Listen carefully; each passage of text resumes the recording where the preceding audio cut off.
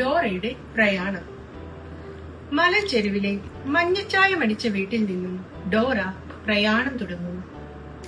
വള്ളികുട്ടിയെ violet ബാഗിൽ കരുതാൻ ചോരക്കറയില്ലാത്തൊരു ഉടുപ്പ് പോലും ഇല്ലല്ലോ എന്ന് ആകുലപ്പെടുന്നു.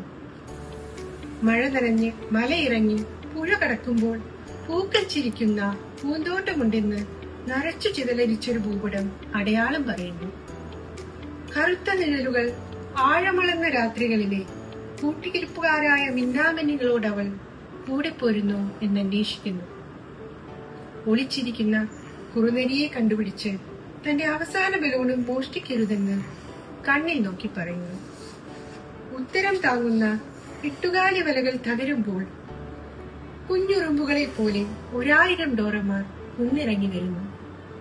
1, 2, 3 എന്ന് കൂടെ എണ്ണാൻ ആളില്ലാതിരുന്നിട്ടും കാലിൽ തറച്ച കുപ്പിച്ചുണ്ടുകൾ ഒന്നെന്നായി ഊരിയെറിയുന്നു.